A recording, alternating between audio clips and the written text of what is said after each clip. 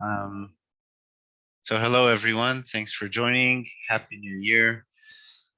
First trading room, first webinar of 2022.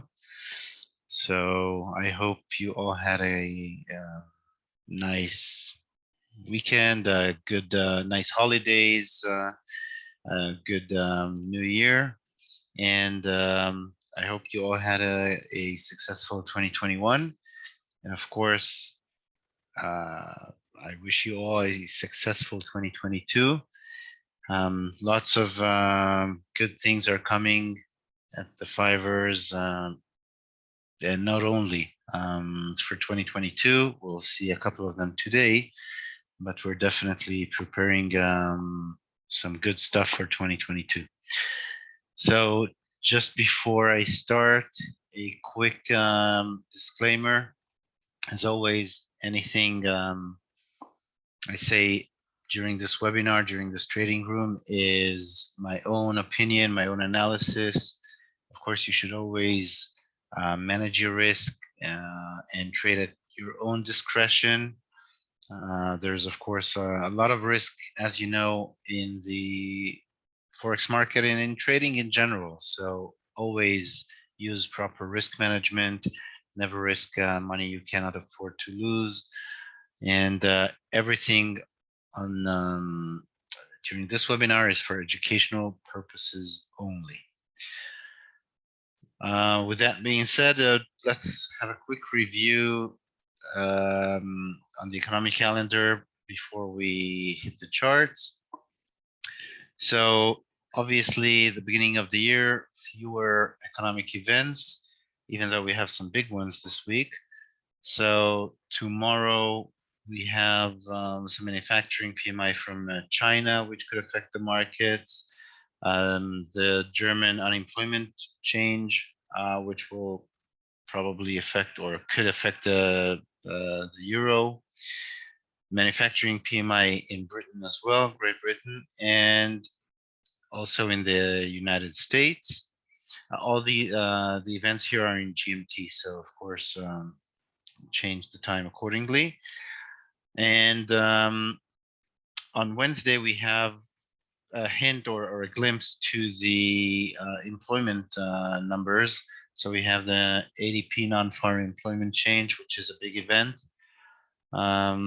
And for those trading a Canadian dollar or Ciao Antonio, or those who are trading crude oil elsewhere, also pay attention to crude oil inventories.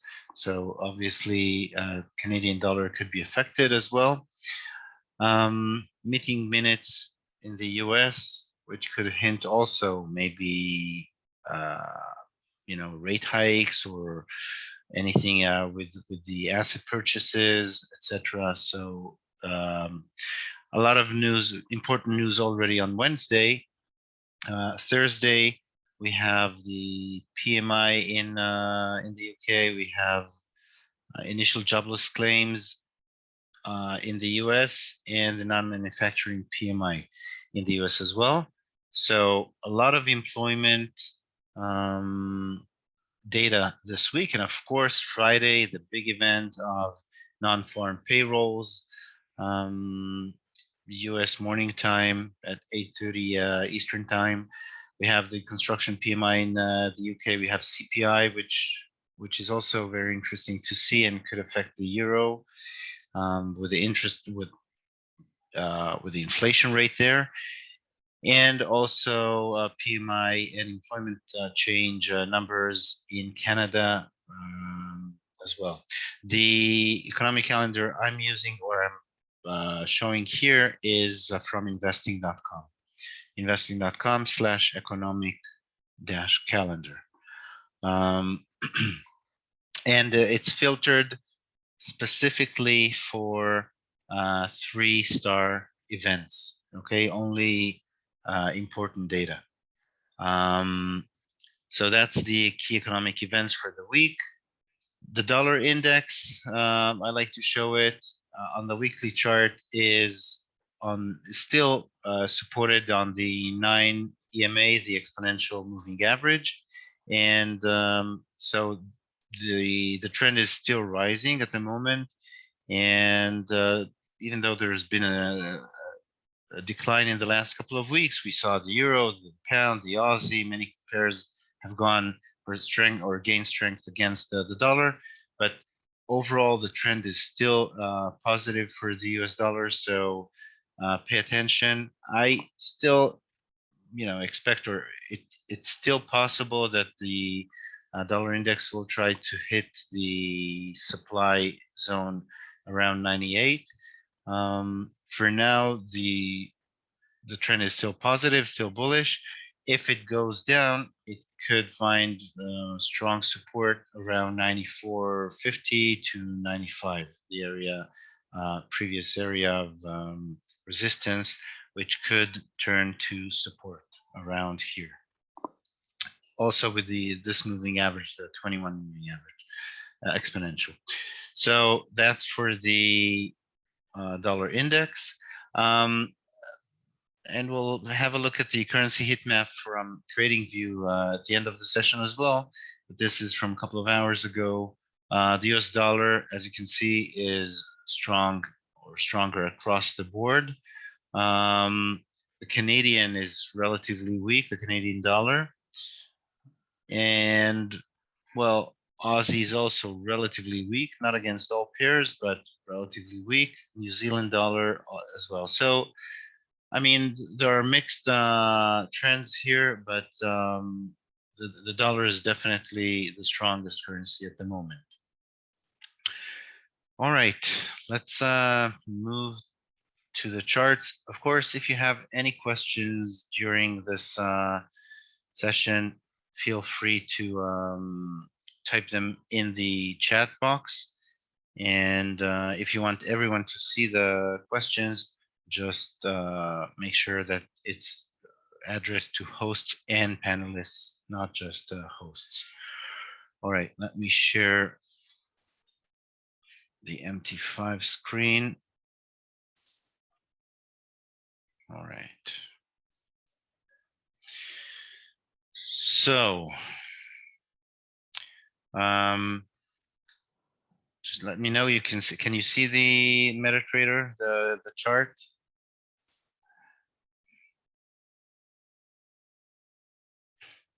If you can type yes or something. Yeah. Okay. Thanks, Nuno. All right. So euro dollar, the general trend, and I'll just go quickly. Bear in mind that this week the market is still relatively, asleep because of at least the first half, because of the holidays. So there could be, some lower liquidity, maybe higher spreads. So just be careful in in like today, tomorrow, before the market starts waking up again. But obviously the second half, like Wednesday, Thursday, Friday, as we saw with all the news, it could be very volatile. Euro dollar, the weekly trend, the general trend, the long-term trend is still bearish. I mean, it went up in the last couple of weeks, and we saw the dollar index as it went down in the last couple of weeks. But now again, it found resistance around previous resistance levels. And as you can see here on the weekly chart, it's right below the 9 EMA, which served as resistance in the last few months. So the trend could, I mean, the euro could resume its downtrend against the dollar. As you can see, it's been going up, sort of like compressing into this resistance area. It's now stuck on the daily chart in between the moving averages, the 9 and the 21 below, the 50 above, kind of ranging in between. And until it breaks above the 50 or below the 21, it could be stuck in range. So for those of you trading or swing trades or intraday, just be careful, because as you can see on the 4-hour chart, on the hourly chart, there isn't much of a clear direction. It could immediately turn around. It could go up and immediately fall down. The trend is not clear. So if you're trading ranges, that's fine. If you're trading trends, preferably avoid or go to the lower time frames to look for a trend. The leverage, Antonio, it depends on the account you have. I mean, for the instant funding, we have for the risk programs, we have 1 to 6. For the aggressive, we have 1 to 30. For Bootcamp and those who still have summer plan, it's 1 to 10. So the leverage depends on the account you have. So that's euro dollar. Again, for now, kind of stuck, but pay attention to this level, which is a strong resistance level. And if it breaks below, it could resume its downtrend. And as we can see here, the overall trend on the longer time frame, the weekly time frame, is bearish. Pound dollar made a significant move higher. We already, we discussed, I think, this candle or these two candles that I mentioned as potential reversal candles a few weeks ago, and indeed it went high. It went higher than I thought. Actually, I thought it would find a stronger resistance around this sort of trend line, around previous resistance, which was broken, and I thought it would become resistance again after it served as support, but it managed to go even higher. And now, as you can see on the weekly chart, it's found right between the 9 EMA and the 21 EMA, found some resistance just below the 21. The trend is not clear at the moment. I mean, I can't say that it's in a downtrend. I mean, it's a little bit more bearish than bullish, but still the trend is not very clear. And on the daily chart, pay attention to this pattern as the pound dollar crossed above the moving averages, and now the 9 EMA is crossing above the 50 EMA, and we could find support here. If the pound dollar comes back down, find support on the 9 EMA or the crossing of the 9 and the 50 EMA, and then resumes its move up. So on the daily chart, there could definitely be a support in sort of at least a temporary uptrend. And of course, if it continues going up, just pay attention to this trend line, which could serve as resistance, along with some supply around, well, here or here, depends how much you go, but there is some supply around this area. Well, Antonio, when I trade, I don't think too much about the leverage. I usually just define my risk as, for example, 0.5% or a quarter of percent of the account, and then take the trade accordingly. And the lot size is defined by the place where I place the price where I place the stop loss. So it depends. I don't think it's a high leverage anyways, but it really depends on the risk and the placement of the stop loss. So it can be a bigger position if the stop loss is relatively tight, and it could be a small position and with a lower leverage if the stop loss is relatively far away. But again, I'm risking pretty much the same amount, which is sort of like maybe 0.25% from the account on each trade. And yes, John, I will discuss gold and silver in a few minutes, and I'll show you how you can find these symbols. So that's coming up in the next few minutes, I'll discuss gold and silver. All right, let's talk about, so again, just pay attention to pound dollar. If it goes down to this area around 134.40 or so, 134.30, 144.40, it could find, or it can find support around here and resume its uptrend on the daily chart, on the 4-hour chart, etc. Okay, here, for example, you can see another area of potential support. Okay, resistance, breakup, support, and maybe support again here as well. So just pay attention, there are a few areas of potential support or demand below. So that's for pound dollar. Dollar yen. I think we spoke about dollar yen several times. It's been moving or grinding slowly up into the supply zone. And the general trend is still up on the monthly, on the weekly chart. You can see how it broke this trend line, this descending trend line, how it made sort of a reversal pattern above these moving averages that crossed to the upside, formed a bullish fan. So they crossed above, went down, kind of based or made a sort of a base sideways movement for a few months on top of the moving averages, and then started going up.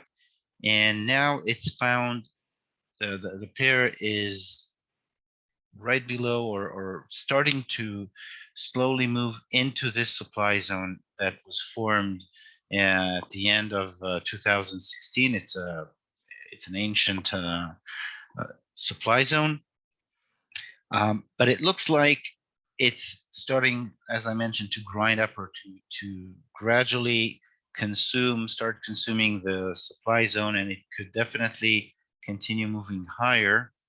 On the weekly chart, let's on the weekly chart, you can see that the previous, I mean, it's right around previous resistance levels around here. Okay, around this area, there are some resistance levels, so it's right at around this level. But once it breaks up, the road is pretty clear for around 150 pips or so. I mean, relatively, and it could continue moving higher.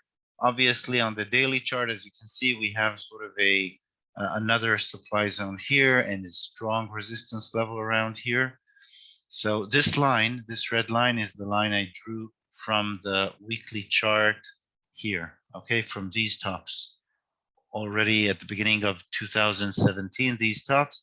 So this is where previous resistance stopped dollar yen, and it went sharply down.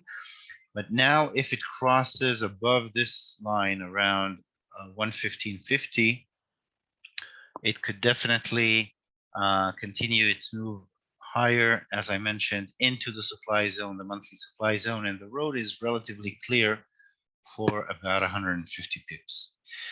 So that's for dollar yen.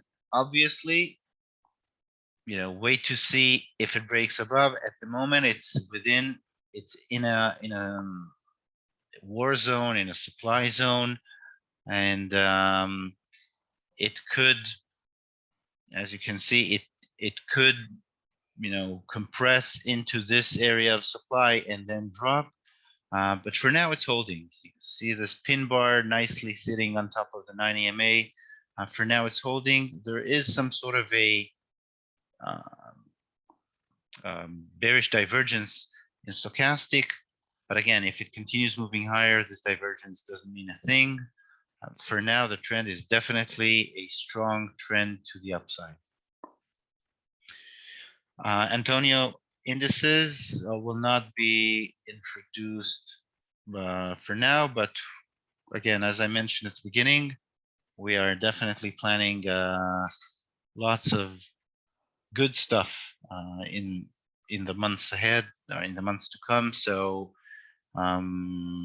we will have news in the next coming months, in the following months.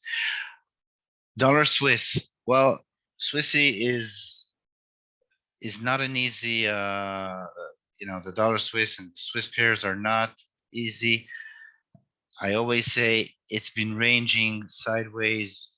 The Swiss is a strong currency, the Swiss franc, and as you can see, it's holding at the moment around this trend line. Definitely, the Swiss National Bank doesn't like the strength of the Swiss franc, and we'll discuss Euro Swiss shortly. But for now, trading Swiss pairs is not a simple thing. At least dollar Swiss. I mean, other Swiss pairs like Swiss yen definitely have a nice trend. Just be careful, and I remind you, we still have higher margin requirements for Swiss pairs because of the sort of like imminent threat from the Swiss National Bank to say something or to do something to weaken the Swiss franc, which could lead to increased volatility and with high with a very sharp move, and stops might not be respected. So we're very careful with Swiss pairs. On the daily chart again, I mean, there's no clear trend. As you can see, sometimes it's above the moving averages, sometimes below. It's turning up and down very abruptly and sharply and without any notice. It's not something I like to trade at the moment. So let's see how this week ends. Last week it kind of closed below this trend line. If it closes below this trend line this week as well, we could expect some more strengthening from the Swiss franc. But again, this will increase, and then we'll see Euro Swiss going down as well. But this will increase the chance or the risk of intervention from the S&B. Dollar CAD as well, not a very clear trend on the weekly chart, sitting on top of moving averages or in between. It found strong resistance around this area of resistance in the past few months. For now, not a clear trend. If it breaks below this support line, then we could expect some more downward movement. If it breaks above the previous resistance, then definitely some more upward movement. For now, as you can see also on the monthly chart and on the weekly chart, no clear trend, so I don't have much to say about it. If you're trading it, preferably trade the shorter time frame, H4 and below. At least it's there are clear trends or clear reversal patterns to take advantage of. Aussie dollar, well, I spoke about it many times. I thought that this blue line or this red line, I thought that this blue line was a neckline of head and shoulders pattern that was broken, but it kind of immediately broke back up above this blue neckline. And for now, I can't say much. I mean, the trend or the sentiment is still a little bit more bearish for now. But yeah, I mean, I thought it would, or I was waiting to see if it was going to retest this neckline and then come back down. But once it broke above, it closed above, and then continued higher, I'm not sure if this neckline is even valid at the moment. I'm still keeping it to see if it goes below it or breaks below it again. And I have this red line, which is also sort of a neckline, not a perfect one, because the right shoulder here, it doesn't touch the red line. So I'm not sure it's a valid neckline. But in any case, these two lines are definitely a strong reference point. And I'm just waiting to see now how how this week is going to end. For now, no clear trend, not even on the daily chart. I mean, it's going up a little bit, but sideways, not very convincing. And as you can see, the moving averages have no clear direction at the moment. So for now, for me, Aussie dollar is in a question mark. Can't say I have a clear, opinion about it. Kiwi dollar, on the other hand, is a little bit more weak than Aussie. You can also look at the Aussie Kiwi, which is going up, and Kiwi dollar, the New Zealand dollar against the US dollar, is more bearish, and as you can see, it's still found resistance just below the 9 EMA. Made sort of a spinning top or something like that, or the last week, potential reversal pattern. And definitely, if it breaks below previous lows, then we can say that the downtrend resumes. Let me just so for now, on the daily chart, not a clear trend, but on the 4-hour chart, we if it breaks below previous lows here, and the moving averages start, pushing down, we could see a resumption of the downtrend. As you can see, in the last few weeks, it's just been ranging in a sort of an ascending channel or something like that. Not a perfect one, but still it can, let me just redraw it here. It can find support at the bottom of the ascending channel around here. So just draw it in case you're trading this trend, this pair, and pay attention to the bottom of the channel if it hits it. Again, generally, the trend is still, or the sentiment is still more bearish than bullish, just below the 9 EMA and the breakout from previous lows. So I'm more bearish on Kiwi dollar. Euro pound, not much, still kind of compressing down just above this demand zone. I thought it would make a stronger or more compelling move to the upside. It found some resistance around here. Looks weak.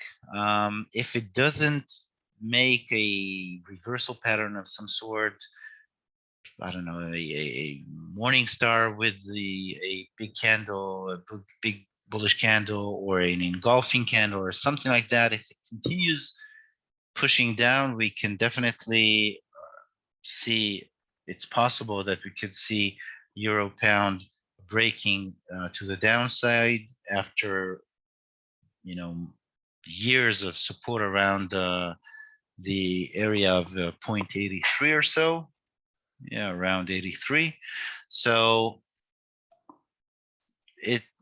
we'll just have to wait and see. I don't have a strong opinion to either side. I'm waiting for more signals, but if it starts consuming the demand zone, we can definitely expect some more downward pressure and maybe even a breakout from previous lows after, again, years of support around here. So we'll keep an eye. Euro yen. Euro yen on the weekly chart is not, I don't have much to say about it here, but on the daily chart, it made some sort of a reversal. It crossed above previous, sort of like the middle of a double bottom. So it crossed above it again. It closed above it. Let's see how today ends or how this week ends. If it goes down to this area of around 130 or so. It can find some support around here. Also, the bottom of this big bullish candle. So, so yeah, again, the overall trend is not very clear, but on the shorter time frames, the trend is a little bit more more bullish than bearish. And this area, this line around 130, 50 to 60 is interesting to see if it holds. And same for pound yen. Also, I mean, it's been strong in the last couple of weeks, but now it's in a supply zone and also an area of sort of a left shoulder here, the top of a left shoulder. I'm not saying it's necessarily a head and shoulders pattern, even though it could turn into a head and shoulders, even though this head is a little bit small, like Beetlejuice. But this area is still could serve as resistance. This top left shoulder, it found great support around the previous lows, and now it has resistance. So or supply. So let's see. I mean, if it finds support around 154 or so and resumes its uptrend, it could break above. But just be aware of this supply zone around here, this previous high from the left shoulder, and let's see how this week ends and whether it's managing to push higher. It's a yen pair, so as I mentioned, dollar yen could continue its upward momentum. On the other hand, pound dollar is not clear. So pound yen for me at the moment is not clear, even though with the dollar yen it can continue pushing higher.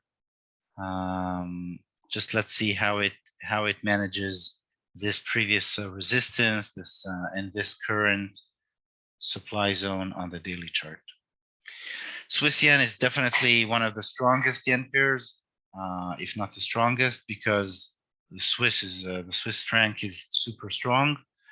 It broke above previous resistance. I spoke about it a few months ago. I spoke about the uptrend. It takes time, you know, it's a monthly chart. So obviously it doesn't move in a straight line. It doesn't move immediately, and there can be up months and down months. But the fact that it's sitting on top of the 9 EMA and the way it compressed into the 9 EMA formed this pin bar and then this strong bullish candle that broke above this resistance, previous resistance, definitely the trend is still a strong trend to the upside. The only risk, again, the only risk with dollar, with the Swiss franc and with Swiss pairs is that all of a sudden there will be intervention from the Swiss National Bank, in which case the Swiss yen could just drop sharply. Okay, just like we saw in 2011. It's, you know, it can be painful. Here it was like, yeah, something like 2,400 pips in a couple of months. So, but again, for now, the trend is definitely to the upside. A potential reversal pattern here with this spinning, with this shooting star and this kind of engulfing, well, with a gap, but sort of an engulfing bearish candle. But overall, if I were trading this pair now, I would be looking for areas of support, areas of demand around here, for example, confluence of both demand and the 50 moving average, and of course patterns of confirmation like a pin bar or an engulfing candle to go long. Don't just enter in the middle of nowhere. Wait for compelling signals. yeah, maybe it will retest the previous highs, and this area, as I mentioned, on the daily charts is the 9 EMA before entering long, but very strong for now. Definitely a bullish trend. Cad Yen, also interesting, just like pound yen. Okay, just like pound yen found resistance kind of around this previous left shoulder. Same for Cad Yen, left shoulder, breakout, and now it found resistance again. Not that it's a head and shoulders pattern, but still I call it sort of a shoulder. And you can see on the monthly chart that overall the trend is bullish, but a couple of months ago in November, there was sort of a dark cloud cover, and for now it's it's still stuck around this resistance area. So let's see if it finds support around here and manages to break above 91.20 or so, then definitely it will continue pushing higher towards 93. But this area is a strong resistance area. You can see the sharp drop from here, and now this is the supply zone. So again, wait for, if you're looking long to go long, wait for some reversal for a continuation to the upside, sort of a signal. For example, around here, previous resistance that turned to support. Okay, this is confluence of signals. What do I mean? We have the uptrend, we have it's a general uptrend, we have the 9 EMA, we have previous resistance that is broken to the upside, retested, we have this reversal candle or reversal pattern with a spinning top, retesting previous high, retesting and sitting on top of the 9 EMA. This is a perfect place to go long, okay? Confluence of signals. This is what you should be looking for. The chances for a long trade around here are super high because there are tons of things in your favor. The uptrend, the 9 EMA, the retest, the breakout and retest, and the continuation pattern to the upside. So again, if it retests this area, it could be an interesting area to go long. It could also try to retest this trend line, even though it's a little bit too steep on the daily chart. And I guess it will find, if it finds support, it will find it on the moving averages before it goes lower. But again, it could always, and keep your mind open, it could always finish its uptrend here and find, sort of a, I don't know, it's not a Quasimodo, but it could find resistance and terminate its upward movement and continue down, maybe along with upward momentum and continuation of crude oil. If crude oil goes up, Canadian dollar will go up, but in this case, I would expect Cad Yen to go up as well. So let's see. I mean, yeah, I still think there's a higher chance of upward momentum or a continuation to the upside, but as I said, keep your mind open in case this was a retest and this was just maybe a false breakout. Who knows? ASEAN as well, not much to say here. It found also some supply around previous supply area here. So let's wait and see. Overall, yen pairs, if dollar yen continues higher, yen pairs could definitely continue higher as well. But for now, not a clear trend. Kiwi yen, since the New Zealand dollar is weaker, it hasn't made a significant move higher relatively to other yen pairs. So for now, I would say, as you can see here, previous resistance, last 3 days haven't managed to close above this line of 78.60, 78.70. But now it can find support around these moving averages. So only, I mean, if it manages to close in the next, few days above this resistance line, then look for places to enter long on lower time frames. However, if it continues, maybe even today, if it breaks below, and if it goes in the next coming following days below these moving averages, it could continue to the downside. And again, as I said, the Kiwi, the New Zealand dollar, is relatively weak. So always when you trade, preferably look for the stronger pairs against the weaker pairs, or vice versa. Okay, if you want to go long, look for the strongest pairs like the Swiss franc against the weakest pairs like the yen, and then wait for an opportunity to go long, or the other way around if you're going short. Euro Swiss still in the danger zone, still inside this demand zone, still grinding lower, even though last month the monthly candle of December could signal some reversal. It found support around this support line, around 103. And maybe if it finally starts coming out of this demand zone, maybe forming an engulfing candle, signaling, maybe giving a reversal pattern, maybe we'll finally start seeing Euro Swiss going up. But for now, I don't know how much I can be optimistic.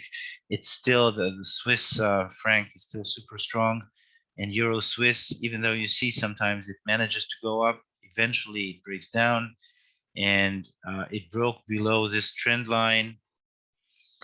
If it breaks below 103, then I don't know. I mean, then it really, I don't know, it calls for the S&B to say something, to intervene. It increases or makes the chances of intervention much, much higher. For now, it's holding. All right, two new pairs, the XAUUSD and XAGUSD, gold and silver. So if you want to see them in the market watch window, right click, show all, or go to symbols, and then I don't know if you can see the symbols window, but then go to the precious. Can you see the symbols window? Not sure if you can see it. Maybe you can. Just let me know if you can see the symbols window. Yeah, okay. Thanks, Remy. So the symbols window under precious metals, just make sure you double click on it to show these two pairs. And you have the specifications and they are tradable at the moment this week for the Bootcamp accounts and those who still have the summer plan accounts, starting from next week, because we still want to make sure that everything is working okay technically and with all the margin requirements, etc. But in the coming days, or no later than the beginning of next week, we will open them and everyone will be able to trade them in all programs and all accounts. Yes. So right click, show all, or just go to symbols and double click the XAU and the XAG. If you want to see them in the golden color, just make sure that you uncheck the use system colors, and then instead of system colors, they will show you the colors that we define, which are, the gold colors for silver and gold. Yes, and it's supposed to show if you have a trading account, like the bootcamp or the summer plan, and starting from next week, any account, you can just add them to on your MetaTrader app as well. MetaTrader 5. Pay attention. Silver and gold are volatile. And as you can see in the last year or so, they haven't had a clear trend. They haven't had a clear trend. They've been pretty much ranging up and down.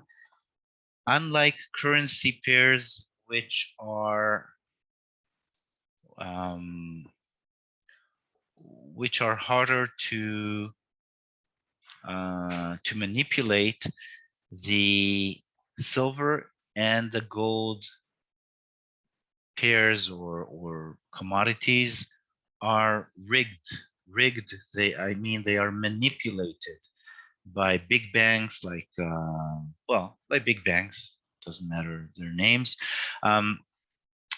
They are manipulated, and I mean, gold and silver should have been much, much more expensive, much more precious, especially silver. It's really underpriced, but they're being held, they're being rigged, they're being manipulated by big banks, and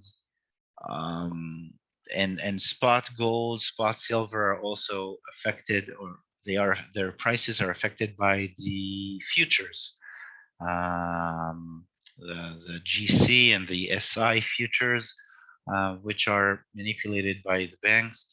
Basically, I mean, you can trade them.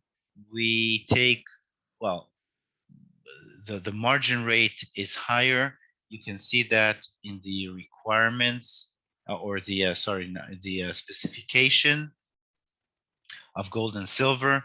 So basically, we're taking more margin, which means the leverage is lower for gold and silver because of their volatility. You can trade them, but just, you know, be careful. The fact that this is gold and this is silver doesn't mean you can, it's not tangible. It's not something that will make you richer just because it's gold and silver and you like, I don't know, golden rings or silver bracelets or whatever.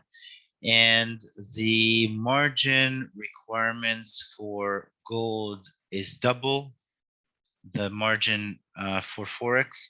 So if you have a leverage of 1 to 10, the leverage for gold will be 1 to 5.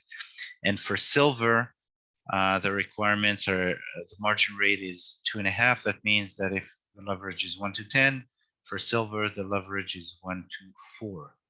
Okay, it's still, you can still make a lot of money, but you can still lose a lot of money with gold and silver.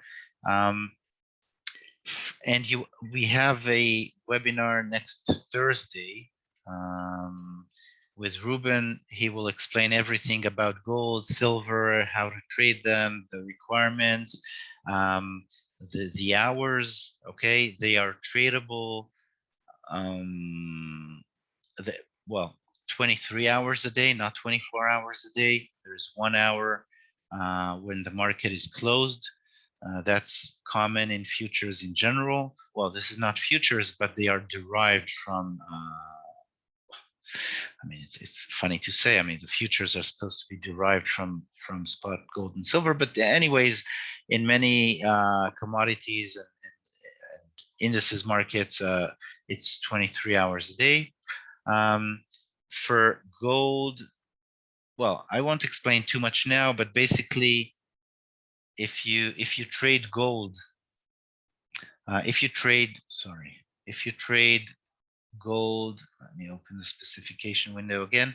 If you trade gold and you open 0.01 lots, okay, 1/100th of a lot, then every cent in gold is 1 cent, $1 cent, okay, and since one lot is 100 contracts, where is it?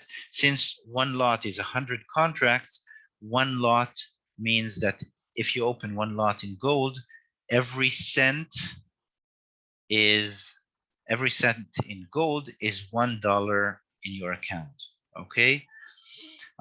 So that's for gold. For silver, it's a little bit more complicated. And again, everything will be explained by Ruben next Thursday. But for silver, if you open one lot, that's 5,000 contracts, and every cent in silver is $5. Pay attention to the fact that it's 3 digits in silver, and the lot size can be in steps of 0.001. Okay, not 0.01. The lot size can be in steps of 0.001. I mean, the minimum is 0.01, but then you can open, for example, 0.011, 0.012 lots, etc. Okay. Just be careful. Again, very volatile, and even if it's small steps, it can be a lot of money to the upside or to the downside. So just know what you're doing, and if you're not sure, just avoid, these pairs or gold and silver, even though they're sexier. And that's it. Full webinar will be given by Ruben next Thursday, and gold and silver, spot gold and spot silver will be available for all traders in all trading accounts or all trading programs starting from next Monday. Currently, especially because of, just want to make sure that everything is running okay, it's available for bootcamp and summer plan programs. So if you're trading it, good luck. Take it easy. Generally, as I mentioned, gold has been ranging in the last year, more or less. I mean, people expected it to go much higher within spiking inflation rates, but as I said, the price of gold and silver prices are rigged, manipulated, so they're kept at bay for now. Who knows? I mean, once it starts going up, if and when it starts going up and gaining momentum to the upside, it could definitely continue much higher. The enemy of gold and silver is rate hikes. Okay, if inflation is good for gold and silver, but rate hikes are not good. See how last year it formed this magnificent, this beautiful spinning top candle on the monthly chart. This was, a spinning top candle is not a signal by itself, but if you watch my webinar on YouTube about the spinning top, when it's far away from the moving averages, when it's like hung up in the air, then it's usually, especially after sort of a strong candle to the upside, it's usually a reversal pattern, a reversal signal, and then it goes, it went down very sharply.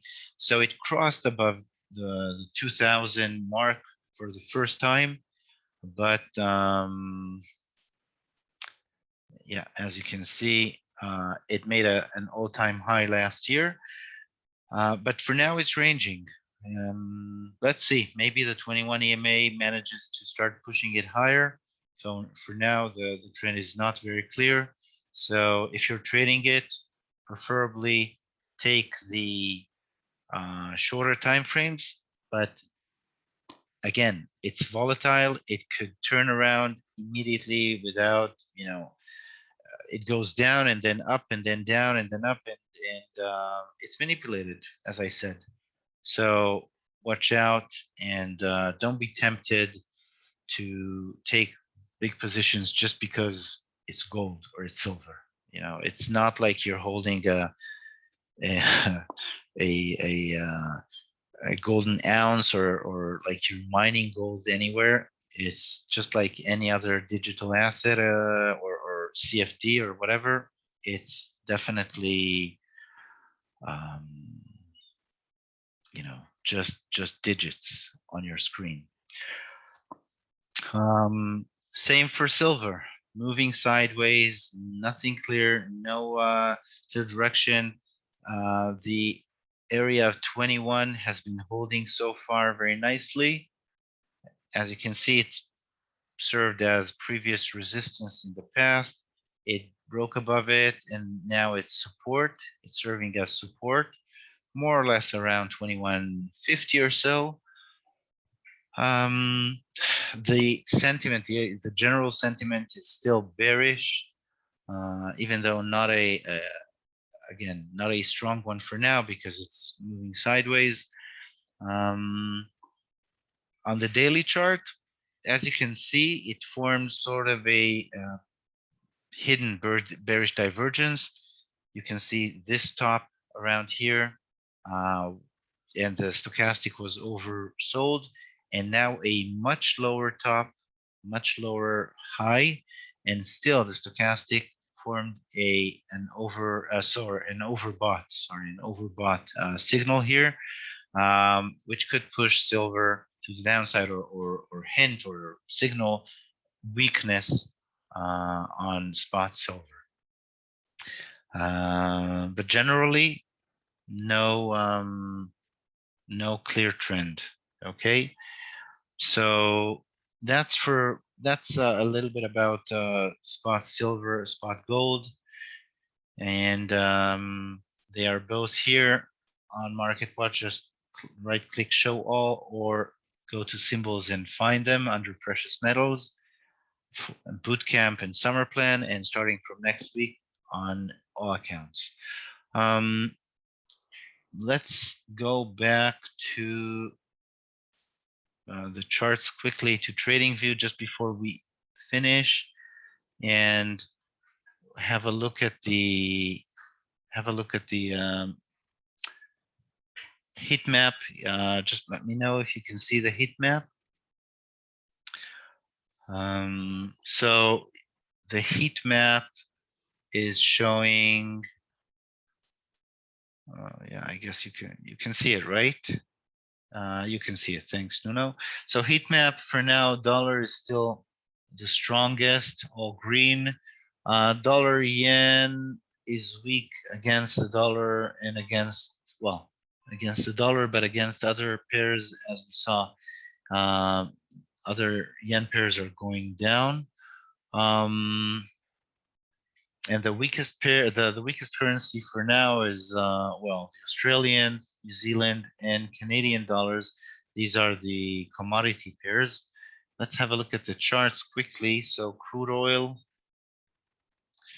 Crude oil is interesting as well. Look, it looks like a potential head and shoulders pattern.